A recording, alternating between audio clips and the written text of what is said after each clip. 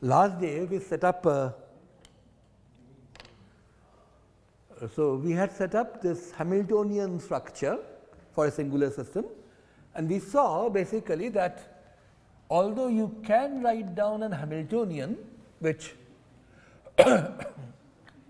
is basically the canonical Hamiltonian restricted to the constraint surface. This is what we called H0, and the restriction essentially came up this way, that p q dot, for the ones where you could solve for the q dots, you are replacing them by the corresponding f's, which are functions of q, p a and q dot beta, and then you had g beta q dot beta, and then you had a Lagrangian from in which you left the q's as they were, but the first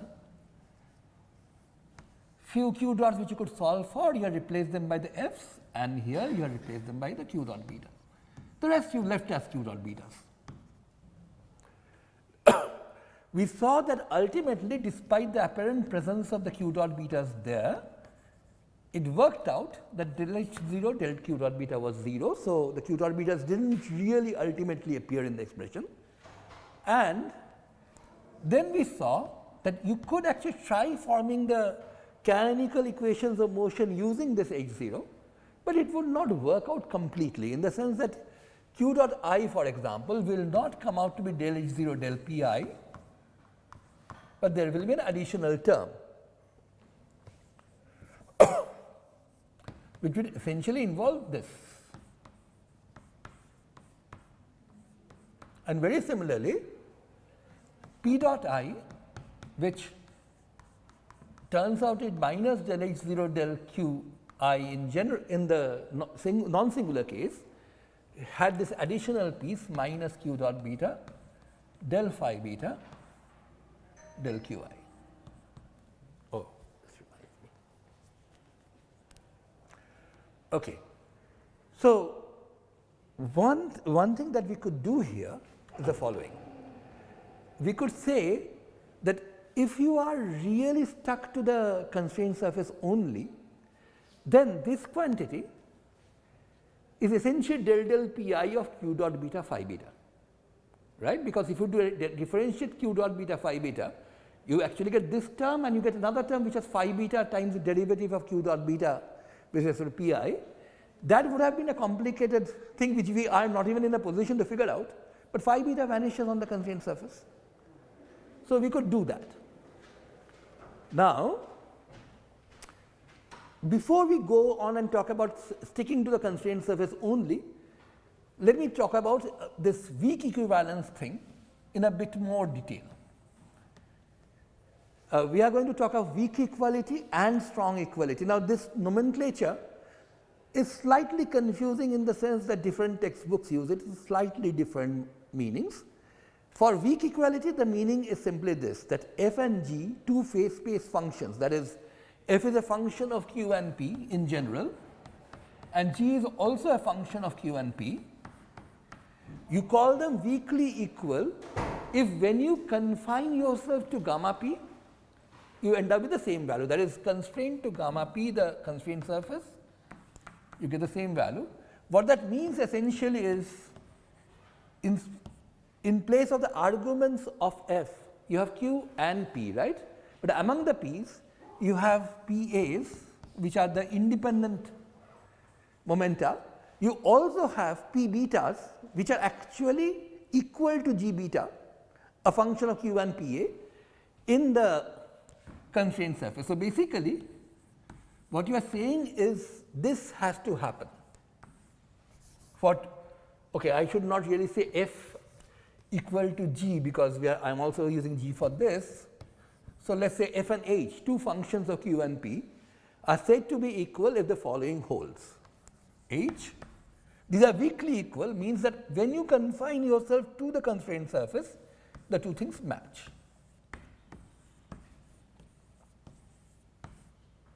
Okay?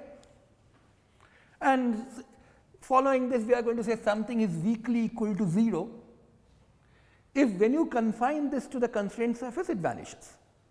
Okay, the function may not be identically 0 everywhere, but once you put in g betas in place of p betas, all of them, you are going to get a 0 for that. Now, for such a function which obeys this weak equality, f is weakly equal to 0, this follows pretty easily. What happens if we were to differentiate f? Note that if f is weakly equal to 0, then the right hand side here is 0, right? So, when you differentiate the right hand side with respect to qi, you are definitely going to get 0. Now, what about the left hand side? Now, here you have to realize one thing. When you are changing qi independently, you do not necessarily stick to the constraint surface, right? You could also move away from it. If you were to move along the constraint surface, a weakly 0 function would definitely give you a 0 derivative, right? Because as you move along the constraint surface, the value stays 0 throughout. But because when you are doing a partial derivative with respect to any one of the q's or p's, you are not necessarily confined to the constraint surface. Del f del qi will not necessarily be 0. In fact, what it will be is pretty easy to figure out. Del f del, if you differentiate this side partially with respect to qi, you are going to get del f del qi, of course. But in addition to this, there is another place where qi is hidden, which is in the g betas, right? So, basically what you are going to get is del f. The g beta is basically the beta at p, where of course after you do the derivative you should put in all the p alpha is equal to g alpha, but that is going to be assumed anyway. So, we are not going to say that over and over again, times del g beta del qi. This thing has to be 0, right? So, weak equality does not mean that the ith derivative with respect to q or p of f will vanish, but this thing will vanish. And there is a slightly better way of writing this, which follows first of all by realizing that we would love everything to be written in terms of the phi's, which are the constraint equations. Of course, that means one of the first things that will happen, del g beta del qi is actually minus del phi beta del qi. So, you will have this.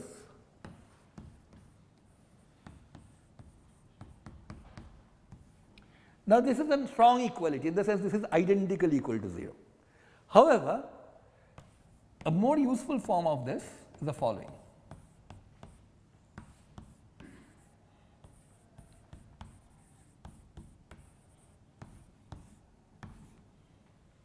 Now, this thing, if you were to confine this expression to the constraint surface, then this will definitely vanish. Then first of all, then this del f del p beta will essentially become del f del p beta at pi with this constraint put in. And of course, when you are differentiating this product with qi, you do get this, but you also get another term, right, which is phi beta times the second derivative of del 2f del qi del pi. Well, that is 0 anyway, because when you are confining yourself to the constraint surface, phi's will vanish. So, this thing is weakly equal to 0. So, that is a very useful thing to note, that this derivative will always weakly vanish for a function which is weakly 0. In fact, very similarly, I am not going to work it out again for you, but you should be able to see the same argument will follow almost immediately. Del p beta, this thing is also weakly equal to 0. So, these two things weakly vanish whenever, these two derivatives weakly vanish whenever f vanishes weakly.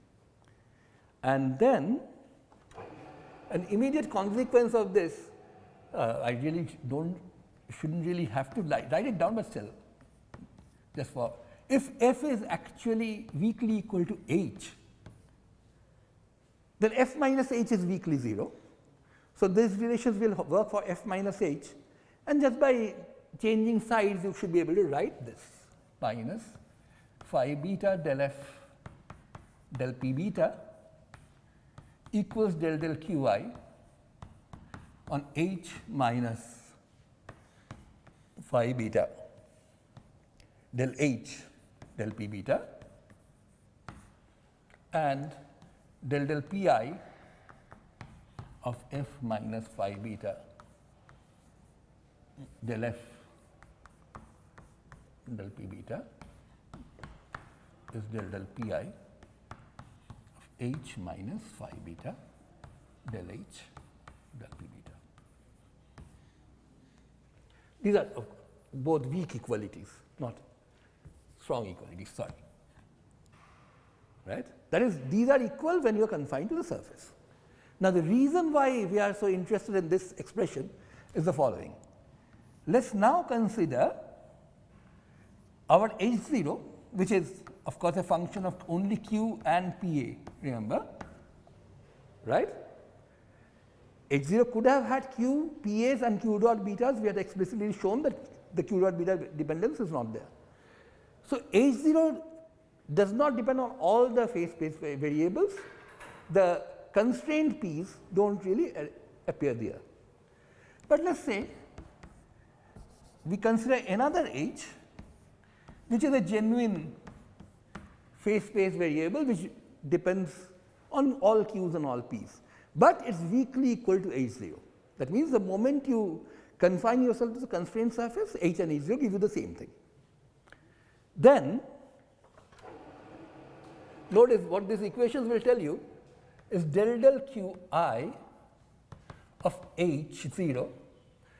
If you just put H0 in place of f there and h in place of small h, notice on the left hand side you will just get del qi of H0. This additional piece is not there for H0. H0 does not depend on p betas, but that is weakly equal to del qi of h minus phi beta del h del p beta, right? And this is true for qi's. The same thing would be true for pi derivatives. Okay? Now, notice that pi dot, for example, what we have? We had pi dot is exactly equal to minus del H0 del qi minus, okay, I think that is already way above our screen right now, but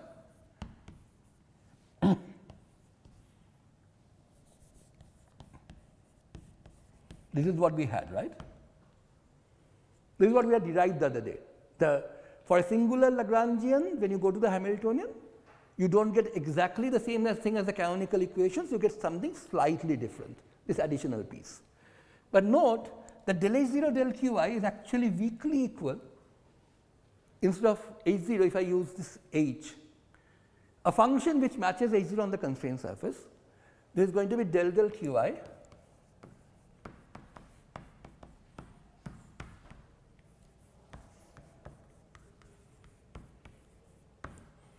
of course, you still have minus q dot beta del phi beta del qi, sorry, what was I doing? Yeah, this is wrong, right? This is the same derivative on both. Okay? Now, I will play another trick, which is I will just put the del qi on the entire product, again maintaining equality, right? Because if I were to do del qi of the product q dot beta phi beta, that will give you this term and another term which vanishes whenever you are on the constraint surface. Anything multiplied by phi beta will be 0. So, this is del qi minus, of course,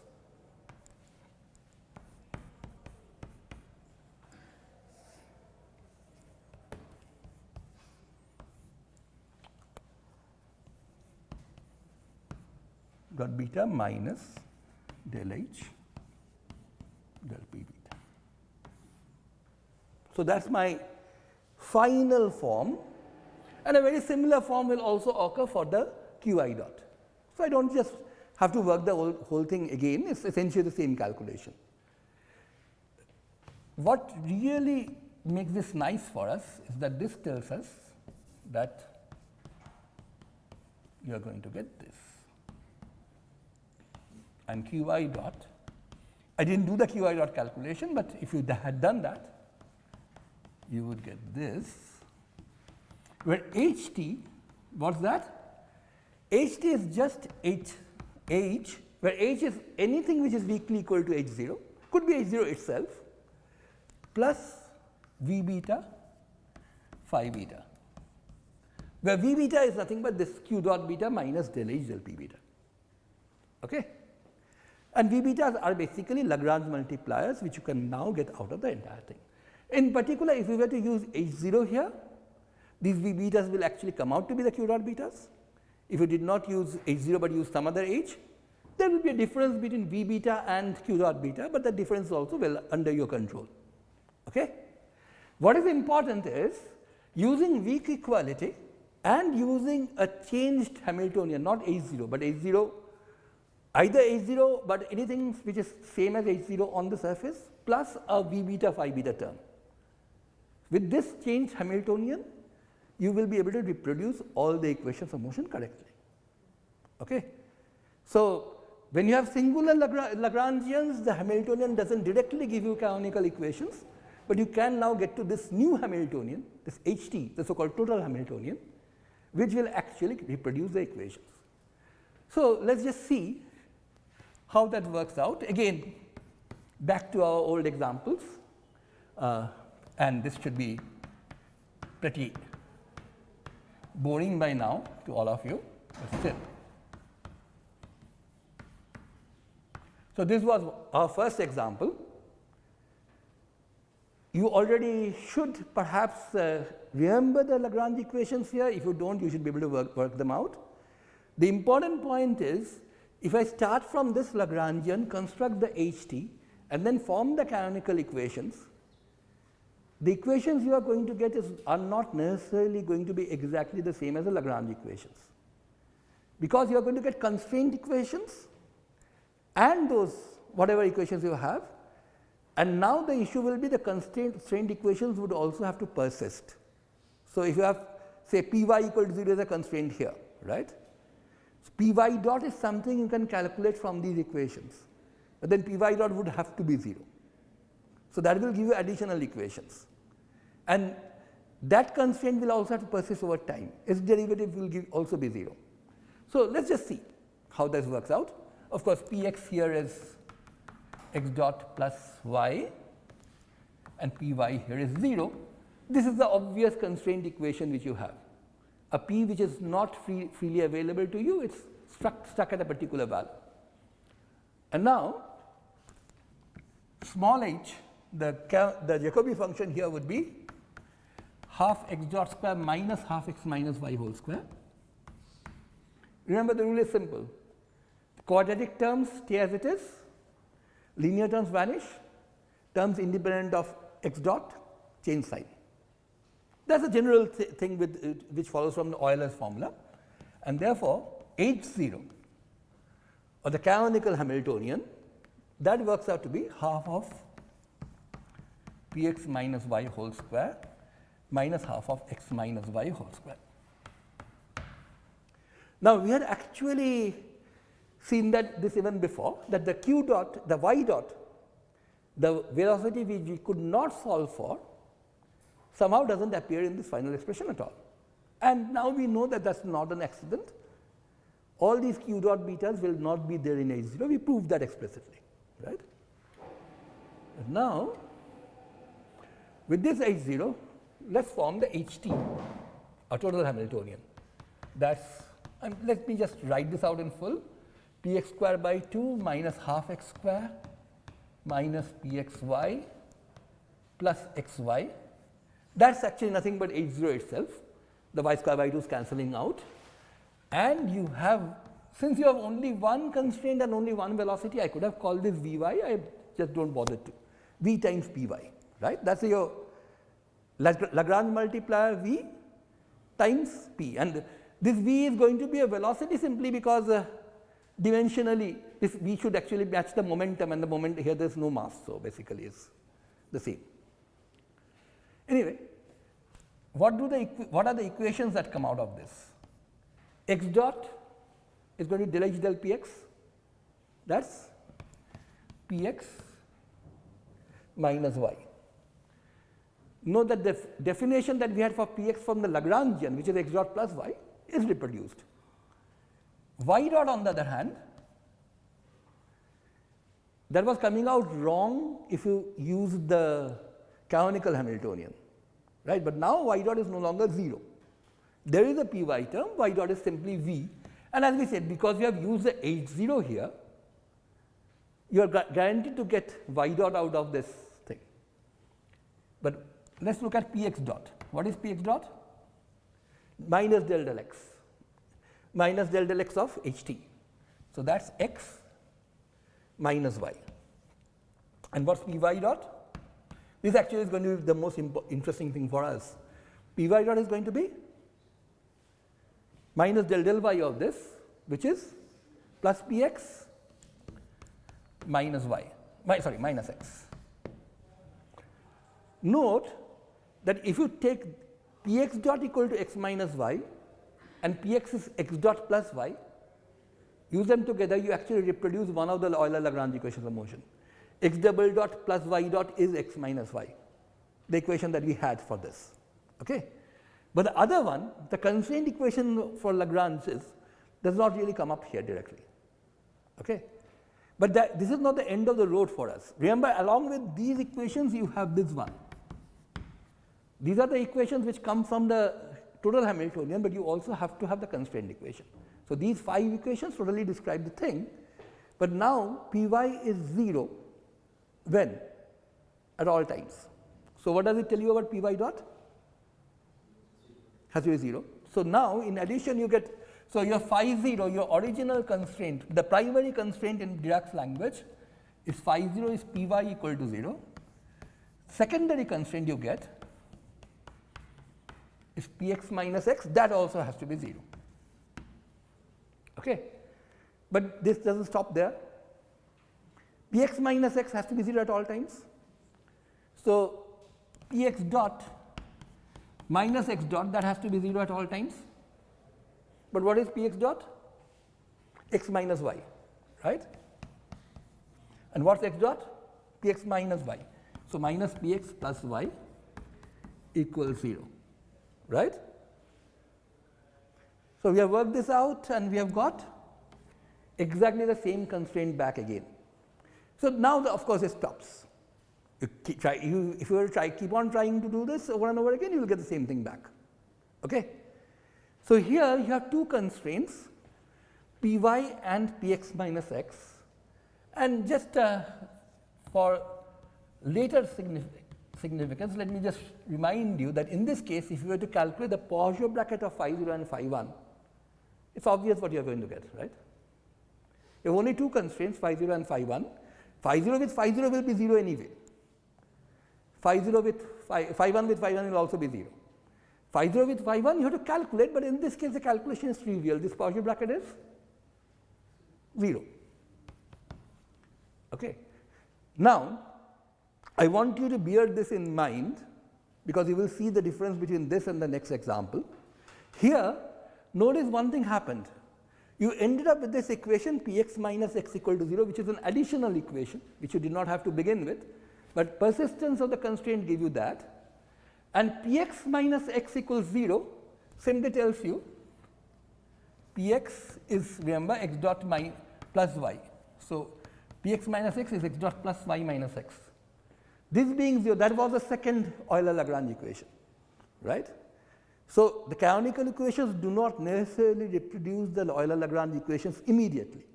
But once you use the constraints and the persistence of the constraints, you get secondary constraints and so on. Take them all together, you will get the Lagrange equations and also the constraints, persistence equations for the Lagrange conditions. You will get them all back, provided you take all of the constraints and secondary constraints and so on. Yeah. Why are we interested in calculating the Poisson brackets of the constraints? Yeah, that's something I've asked you to remember for the time being. We will come to that. But one important point that you noted here is the Poisson brackets for the constraints vanished in this case. And did these equations tell me anything about V? No, did it tell me what the value of V was? It is a Lagrange multiplier. Its value did not come out to be determined. It's a free variable actually. Okay? V can actually be anything because there's nothing in the equations constrain V for you. The difference will be clear soon for the next example. So Since I don't want to, okay, maybe I should write down the next example again, although I should have actually taken a lot less space with this so that I could have written them side by side. But anyway, the next example, our example 2, something which should be familiar again to all of you. You remember that there was a big difference between those two, right? In the first one, okay, the second one is plus x dot y and then minus half x minus y whole square. Small difference in the Lagrangian, just a change of sign, but the really big difference was in one you had a gauge symmetry, the first one. In the second one you did not have a gauge symmetry. In the second one, initial position, initial velocity completely determined x and y. Okay, right? You could not give completely arbitrary initial positions and velocities because there was a constraint, but as long as you give initial conditions which are consistent with the constraints, you would get a unique solution in the second case, no gauge symmetry. Actually, in the Lagrangian version, that is easy to see via the fact that if you make a particular change in the coordinates, the Lagrangian changes only by total time derivative in the first case. In the second case, it does not. Second case, you cannot find any delta x and delta y, which will ultimately make delta L a total time derivative. But in the Hamiltonian case, the big difference will be in the V. This Lagrange multiplier comes out to be undetermined in the first example. In the second case, let us see what this equation gives us. So, H here basically will be Px plus y, H0 will be Px plus y whole square by 2 again, sorry, Px minus y whole square by 2, same thing, plus half x minus y whole square, right? That is what is going to come out. The only difference, a change in sign here. But if I write down the HT in full now, it gives me Px square by 2 plus x square by 2 plus y square, the y does not cancel out here any longer because of the sign, minus Pxy minus xy. Okay. So, now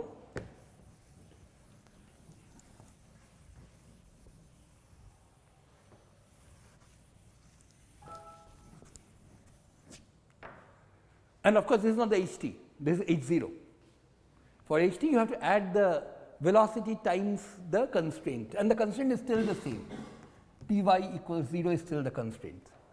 So, now let us look at the equations I will get this time. X dot will come out to be quickly, that is going to be Px minus y, the same thing as before, and this reproduces Px is x dot plus y. So, not a surprise, y dot will work out to be again the same as before. Px dot, that will be slightly different. A sign will change here, minus x and plus y. And what about Py dot? Py dot will work out to be, now you have a term which you did not have earlier, this term cancelled out. So, now you have minus 2y from here plus Px plus x, right? And of course, you still have Py equal to 0. This is your phi 0, the primary constraint. The secondary constraint is staring you right in the face right now. Phi 1 is Px minus 2y plus x is 0, right? Now, let us look at its persistence, that is Px dot minus 2y dot plus x dot. Now, this whole thing can be of course calculated using the equations that you have just derived. In fact, that is exactly what we did the other time also. But now note what you get. Px dot is minus x plus y minus 2y dot. So, that is minus 2v plus x dot is Px minus y. So, what I have done is changed all those derivatives back into QP variables using just the equations that we have, and this has to be 0. But notice that what this is telling you is that V is no longer undetermined, V is actually Px minus x by 2. I hope I've got the algebra right, but basically the idea, the exact form of V is not really that important right now. What is important is you can actually pin down what V is going to be. In the previous case you couldn't. Here V is fixed. In fact, the fact that you had an undeterminable V in the previous case essentially signals that you will have a gauge symmetry in the problem. Here the fact that V has been pinned down tells you that you cannot really have a gauge symmetry left any longer.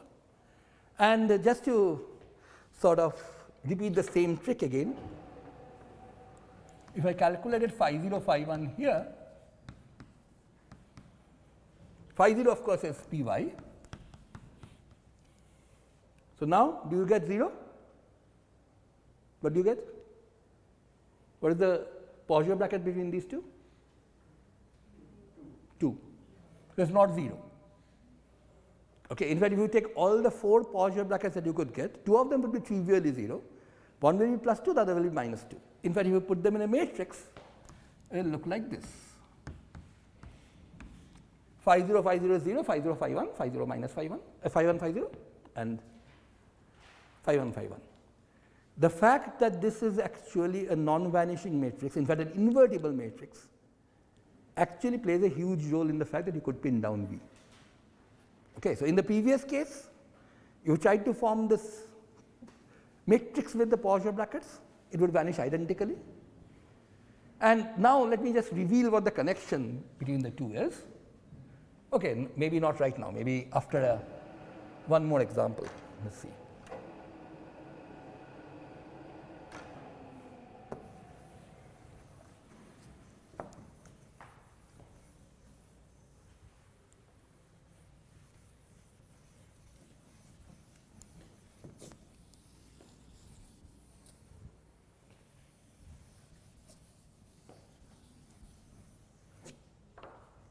So we will stick to the same old examples again, half q2 dot minus e to the q3, sorry, e to the q1, that was what we used, whole square plus half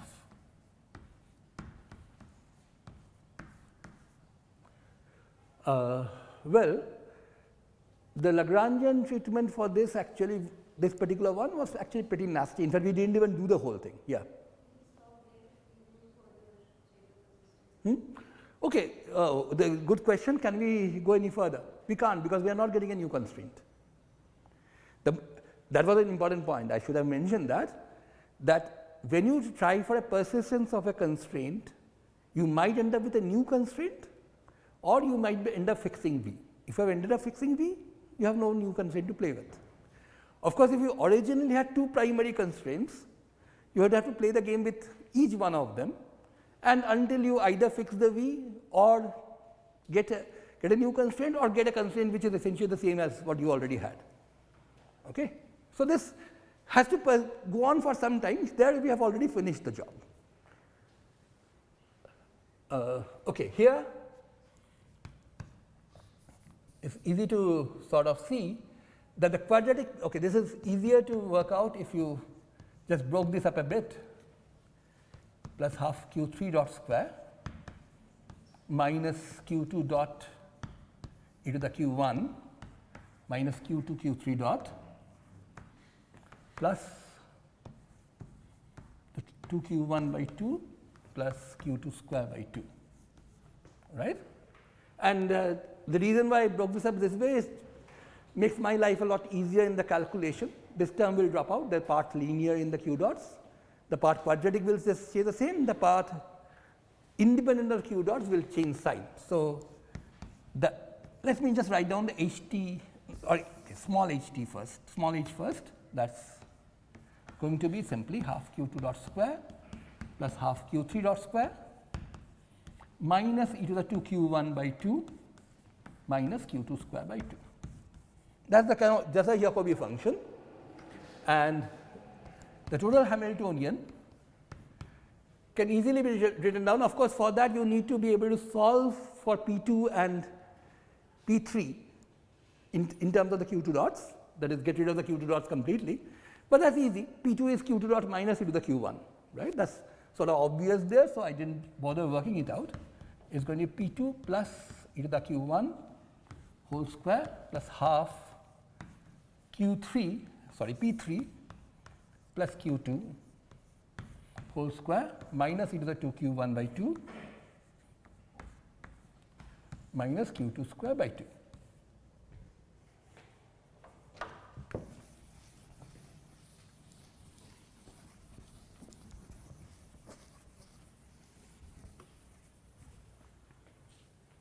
And that is not Ht again, that is just H0. So, to this you have to add what? What should I add here? V times P1, because P1 equal to 0 is the constraint in this case, right? And it actually simplifies a lot if you break up, open the brackets, actually P2 square by 2 plus P3 square by 2 plus e to the Q1 P2 plus Q2 P3 plus Vp1. The rest of the terms just cancel out, right? So, this is my total Hamiltonian, and now we are in a position to calculate the equations of motion from here, the canonical equations.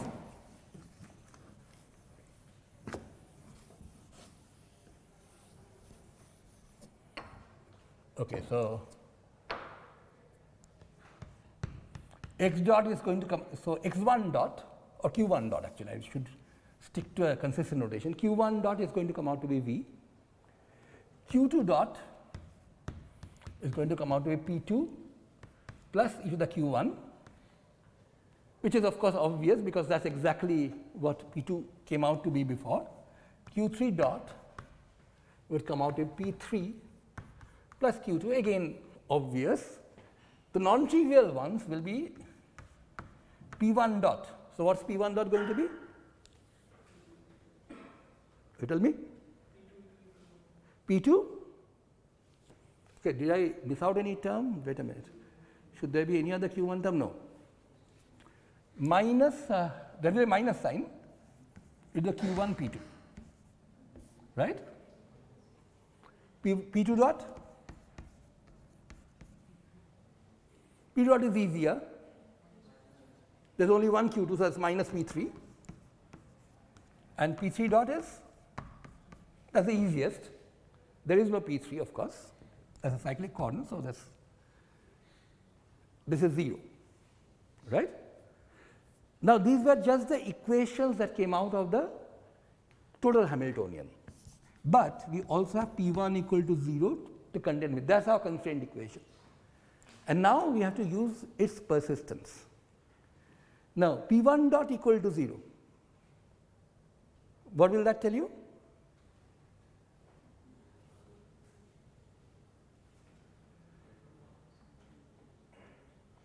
That will tell you that P2 has to be 0, because e to the Q1 cannot be 0. That is an exponential. So, this is your first constraint, primary one. You get a secondary constraint which says P2 is 0, right? Okay. But now this also has to persist. So, P2 dot has to be 0. So, what does that tell you? P3 has to be 0. That is your third constraint, but that is your secondary constraint. It is actually called a tertiary constraint if you want that. And do you have a quaternary constraint, something which you get by from P3 dot equal to 0? Well, P3 dot equal to 0 is 0 equals 0, so no more constraints, right? P1 is 0, right? But P1 is 0 is a constraint equation. That constraint has to persist over time, right? That means P1 dot has to be 0. But what is P1 dot from your equation? Is e to the Q1 into P2. E to the Q1 cannot be 0, so P2 has to be 0. So, that is your second constraint. Third constraint, that is the tertiary constraint comes out here, and no further constraints. But notice, in fact, notice that here the treatment using Hamiltonian is actually way simpler. And in fact, you can solve the equations pretty easily once you know that P1, P2, P3 all are 0. But the important point is, here too, this V turns out to be undetermined at the end. None of these equations tell you what V is. And that we had seen earlier in the sense, okay, we have not completed this calculation, that was a homework, that you should have been able to figure out that there is a gauge symmetry in that problem. Okay? Now, we have seen enough examples for the time being, so in the time left, let me review. Okay, once again, another thing is if you took these phi 0, phi 1, phi 2, now you have 3 constraints, so you should be able to form a 3 by 3 matrix with the Poisson brackets. But here it's obvious that all these 3 by 3 elements, all the 9 elements will be 0, right? Yep. What are the constraints? The constraint functions are P1, P2 and P3. They of course Poisson commute among each other, right? So once again you have a non-invertible matrix of Poisson brackets and your V did not come out in the end of the calculation. So there is a connection. So let's now try to look at the connection. Now here the trouble is notation and terminology becomes very, very nasty. So I will try to sort of not do the general case again and look at specific examples. But let me just tell you in brief what the basic idea is. Here, this is essentially what we talked about. This is basically Dirac's algorithm of finding out constraint after constraint after constraint, and you form all the constraints that you can find. Now, once you have formed all the constraints, you had this classification that you had primary constraints, the ones you started out with, and because of their persistence you got secondary, because of their persistence you got tertiary, and so on. Okay. The primary constraint is important to remember, because they are the ones which actually fit in your total Hamiltonian, right? So that's one kind of classification, primary as opposed to non-primary. So this secondary and tertiary constant that you are getting, so they are not a physical constant. They are, of course, they are also obeyed, so they are physical constraints. So that like here we have P1, P2, P3 all 0, so it means like there is no dynamics. That doesn't mean that, because P1, P2, P3 are not Q dots, right? So you are confusing the case where you have simple Lagrangians where P1, P2, P3 would be directly related to the velocity. Here P2 is not Q2 dot, right? Neither is P3 Q3 dot. So in fact P2 and P3 being 0 tells you directly how to relate the Q dots to Q3s. In fact, those would have been the constraints you would have obtained in the Lagrangian formulation. If you put P2 equal to 0, what you get is a constraint you would have got in the Lagrangian formulation, the constraint between Q and Q dot. Okay? Equations of motion, we have Q1 dot equal to V. Q1 dot is V, but V is undetermined at the end. So that's a sign that the complete solution of this problem cannot be obtained uniquely, which actually is a signal that there is a gauge symmetry here. Okay? So in our 3 examples, the second one did not have a gauge symmetry, the first and third one did have a gauge symmetry. In fact, we saw that earlier from the Lagrangian formulation. In the Hamiltonian formulation, the signal basically is can you find out all the V's this way. So now, first this thing about primary constraints, these are what you directly get these are what you get directly from the definition of the PIs. When you form Pi equal to del L del Qj dots, Q dot i's, and try to solve for the PIs, for the Q dot i's, you see that some of them can be solved for, some of them cannot be. And then for the rest you end up with P beta equals G beta of Q and PA. So basically you end up with some constraints at the very beginning.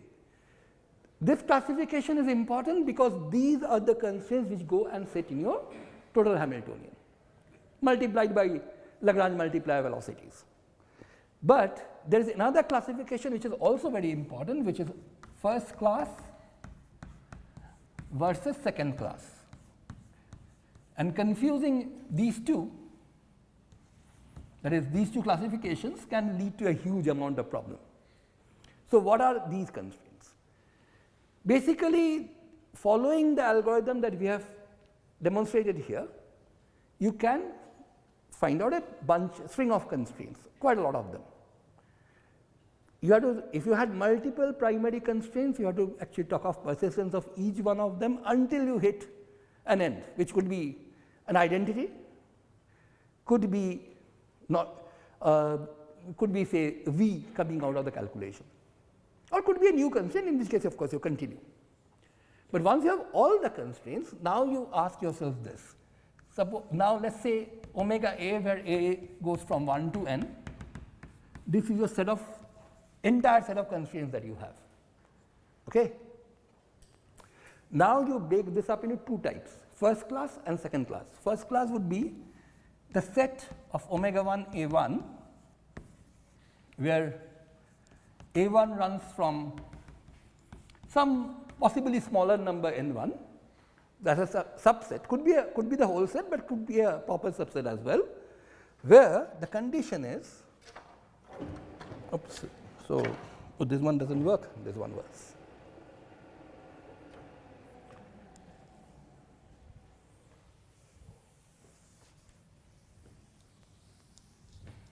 The defining condition for first class constraint is the following. Okay, now I have a bit of a problem. These are sets, these curly brackets are sets, and the curly bracket I am writing here is obvious, should be obvious that you have two things sitting inside. This is not a set, this is a Poisson bracket.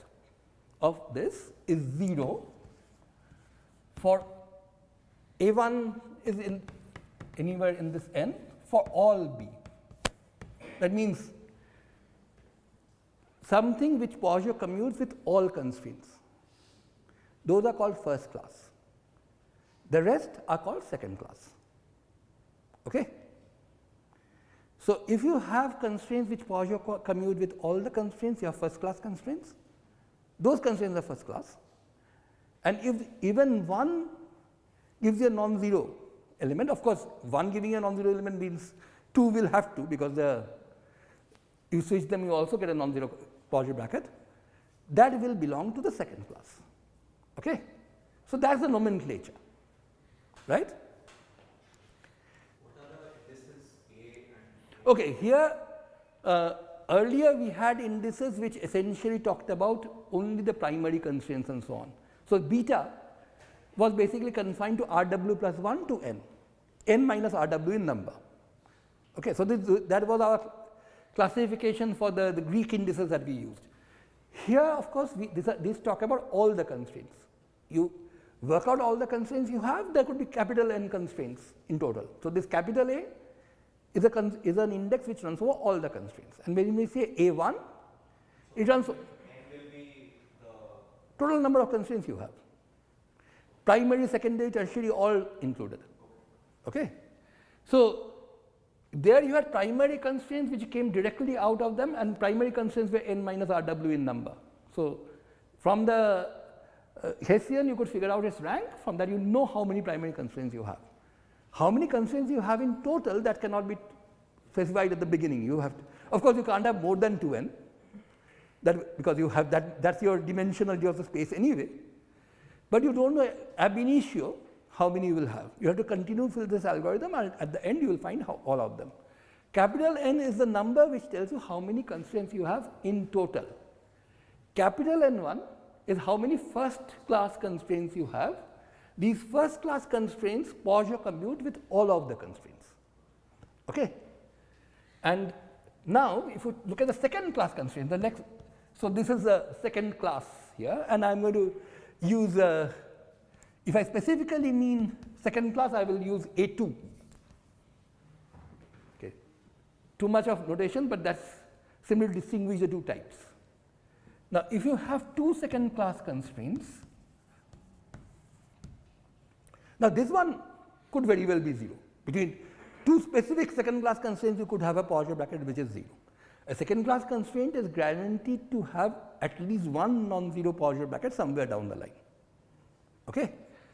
But if you take this and form a matrix,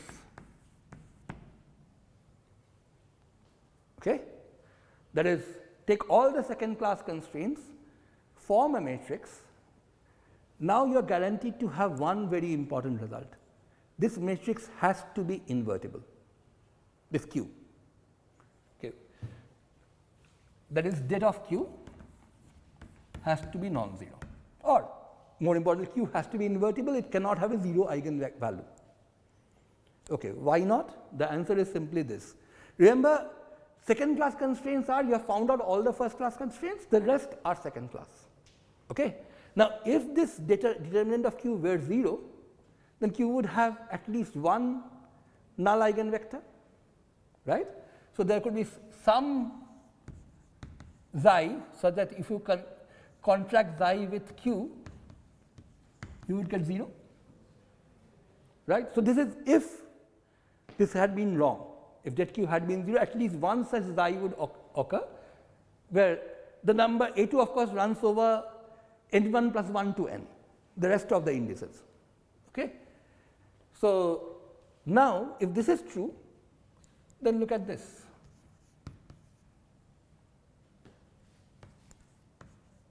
This would be 0. But now look at what happens when I bring the xi A2 inside. You get xi A2, this is xi or this is xi. Yeah, xi A2, omega 2 A2, a linear combination of these constraints, which will actually Poisson commute with every one of the omega B2s, right? And they will Poisson commute automatically with every one of the first class constraints anyway. So, here you have a linear combination which Poisson commutes with all the constraints, which means it is a first class constraint. If you have already found out all the first class constraints, the rest will have to give you something where this matrix is invertible. Okay? And that actually tells you one thing very obvious thing about the size of this matrix, or the number of these constraints. No, the rank of this matrix should be equal to its dimension, right? But rank of this matrix, not the original W matrix. This is a different matrix altogether. But you know this is an invertible matrix. You also know one thing, it has to be antisymmetric, right? Because Poisson brackets, phi I, phi j, that the I will be the ijth element, the jith element will be phi j, phi I, which is negative phi I, phi j. Okay? So, this is an antisymmetric invertible matrix. What does it tell you something about its dimension? Dimension here of course is number of second class constraints. Has to be an even dimension. Every odd dimensional antisymmetric matrix has to have 0 determinant. A trivial result from determinant of A transpose is same as determinant of A, and determinant of minus A is minus 1 to the n determinant of A. So, you must have, this must be an even dimensional matrix which tells you that the number of second class constraints has to be even. Of course, 0 is an even number, so could be 0. But say in our 3 examples, in the first we had 2 constraints phi 0 and phi 1, they were both first class, right. In the second we had two constraints again phi 0 and phi 1, they were both second class, right. The moment you had phi 0 phi 1 Poisson bracket not being 0, that meant phi 0 and phi 1 are both second class. In the third case we had phi 0 phi 1 phi 2, which are P1, P2, P3, all 3 were first class, right, because they are all commuted and you end up with complete zeros in all the Poisson brackets. Okay. Now, what has all this got to do with the gauge symmetry and this V that you could determine or not determine? The answer is actually pretty straightforward. Look at your Hamiltonian, HT. It has some H which is not necessarily H0, but which is actually equal to H0 weakly, right? Plus you had this V beta, phi beta. These phi betas were all primary constraints. They were in your omega set, but at the very first level. Now, among the primary constraints, there could be some first class constraints, the rest could be second class constraints, right. There would not be all the first class or all the second class constraints necessarily, but there could be some first class, some second class. So, let us just indicate that by changing the notation a bit. Let us call this V1 beta, let us use beta 1 here just to make sure, and omega beta 1. So, what I was calling phi beta before, now splitting that up, all the constraints are in that set omega. So, this is an element of omega capital A, the large Latin letters run over all the constraints, and the Greek letters run over only the primary ones. And I am distinguishing between the first class and the second class just by putting in 1 explicitly there. So, that is one thing, and here also will be V2 beta 2, okay, let us call it alpha 2, yes, omega alpha 2. Okay. So, basically all you are saying is to the Hamiltonian you would have to add constraint times Lagrange multipliers. You are just writing the things separately, that is the first class here, second class here. Okay. Now, at any stage, the moment you find an omega, some constraint, the omega has to persist. So, omega dot, remember, is weakly equal to omega comma ht, but that is omega comma h plus is the Poisson bracket is linear. So, plus omega with this, but that will always be 0, right, because the first class constraints just drop out, plus V 2 alpha 2 omega comma omega alpha 2, right. Okay. So, notice that the first class constraints do not really show up at the persistence level, they just drop out, because they Poisson commute with everything. So, Poisson commutator with omega will not show up. Now, specifically if this omega happened to be a first class constraint, then even this term will also drop out, right. So, what will you get? You will get omega comma h has to be 0. Now, omega comma, now you have two possibilities. Omega comma h has to be 0 could be identically true. You have three possibilities. Omega comma h equal to 0 could be identically true, that is, could be 0 equal to 0, or could be something which is already a constraint that you have obtained before. So, basically that is also weakly equal to 0 anyway. So, it is again identically true in that sense, right. Anything which is equal to a constraint or multiple of a constraint is weakly 0 anyway. And the other possibility is this could be a new constraint. So, if this were a first class constraint that you are dealing with, you could get a new constraint out of it, or it could have just terminated there by either giving an identity or a weak identity. But if this were a second class constraint, so if you had this was a second class, let us see what am I using there, alpha 2, let us say A2, that is omega A2 with HT, omega A2 with H. Okay.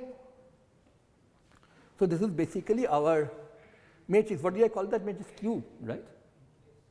So, this is Q A2 alpha 2, and this thing has to be 0, right, has to be weakly 0, that is 0 on the surface. So, this, because this Q is an invertible matrix, this should give you the V back from there, right.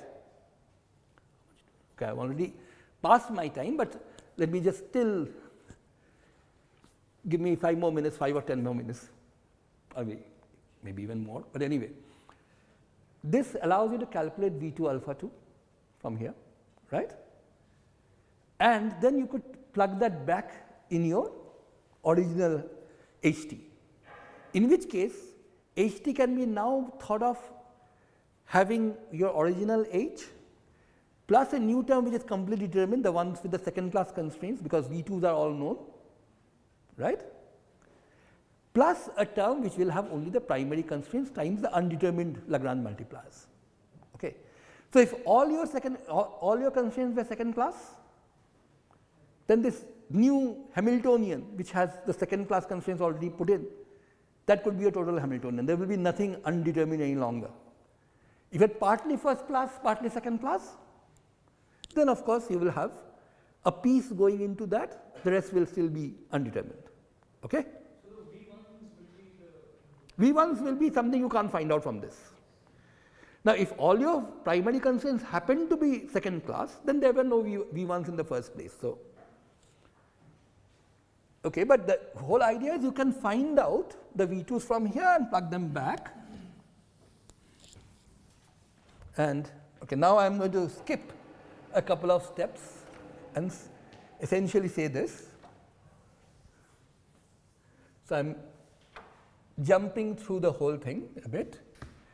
Now, once you merge your V2 terms with your Hamiltonian, you actually can write the derivative of f, which is of course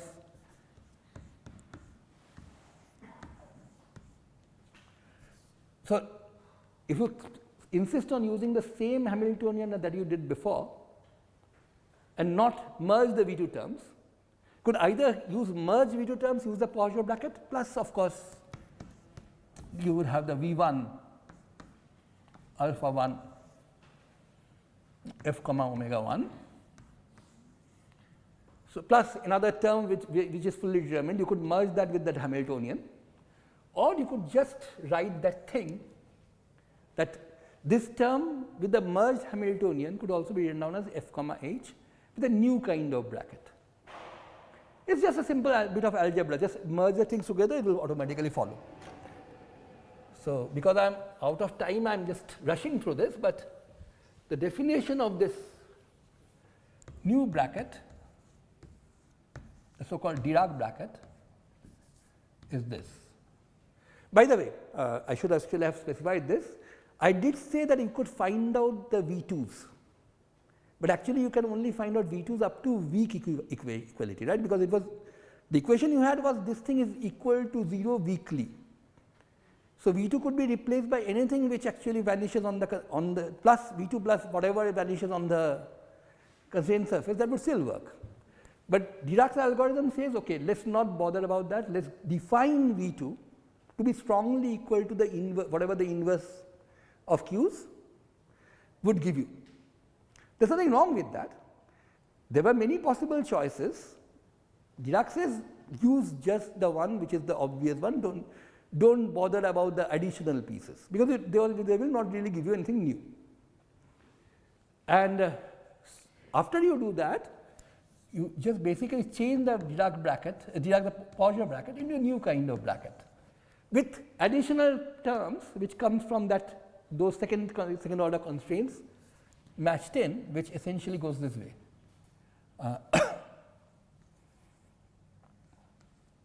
Okay, this is f comma omega 2 alpha 2. So, only the primary second order constraints come here, Q inverse alpha 2 beta 2 omega 2 beta 2 comma g. Notice that when you use this with the Hamiltonian to get the f dot, say f comma h was the f dot, right? This would have been an h, and this thing essentially is a v. So, this is V2 omega alpha 2, you are taking the Poisson bracket of f with that. So, basically the Poisson bracket calculation is just that if you can either say I am changing the Hamiltonian by including the second order constraints inside my Hamiltonian, f with that. Of course, this if you use this notation, this piece will take care of both the Hamiltonian's Poisson bracket as well as the Poisson bracket with the second order constraints. The first order constraints have to stay outside. Okay. So, if your theory did not have any primary first order constraints, then f dot will be completely given by the Dirac bracket. Okay. The additional piece will not be there. If on the other hand your theory did not have any second order primary constraints, then Poisson bracket and Dirac bracket would be identical. Okay.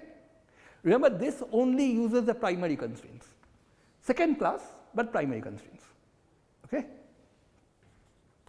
So, I think I am done. What I would urge you all to try to do, there was at least one example that where he had second class constraints. Our second example, there we actually saw what the Q is, right? If you look at the 505, oh, it's yeah, it's just down there, right? I think it's still written. Yeah, 5051 was 2, and that Q that we talked about there, the matrix, is actually 0, 2, minus 2, 0, and its inverse is 0 minus half, half 0. So, basically for this particular case should pretty, look, let me just figure out one, let's see x and px Dirac bracket. For this example, what will that be? It will be like the Poisson bracket to begin with, x comma px Poisson bracket is 1. Then, in general, in this theory altogether, I don't need the Lagrangian for this any longer. In this particular theory, f comma g will always be given by this. The Dirac bracket is f comma g Poisson minus f comma phi 0 minus half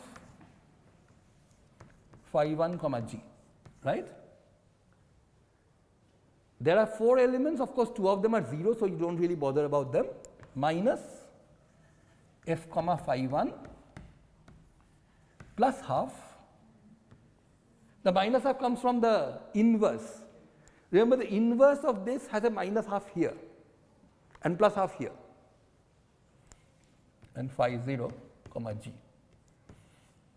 Right, this is the general Poisson bracket for this particular problem, general Dirac bracket, sorry.